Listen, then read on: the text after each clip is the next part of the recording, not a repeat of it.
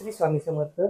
आम्ही स्वामी सेवेकरी आहोत, परंतु सध्या रीलला आम्ही जे पाहतोय की एकाच राशीमध्ये 5 ग्रह पहिल्यांदाच आले, 30 वर्षानंतर आले. मीन राशीमध्ये आले 5 ग्रह आले. 29 मार्च पासून आम्हाला खूपच भीती वाटते.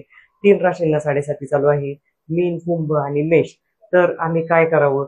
या राशी व्यतिरिक्तही बऱ्याच रीलला सांगितलं जातं की वाईट काळ चालू आहे, या काळामध्ये मंगळाचं वर्ष आहे.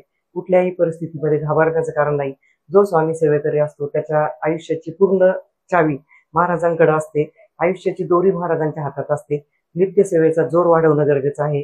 सातत्य ठेवलं पाहिजे सेवेमध्ये. 3 अध्याय स्वामी चरित्रात सारामृताचे आणि 11 माळी श्री स्वामी समर्थ जप जो सेवेकरी करत असतो त्याच्या भोवती सुरक्षा कवच असतं.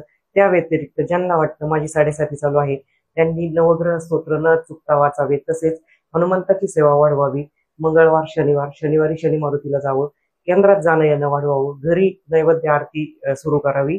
सकारात्मक राहावं.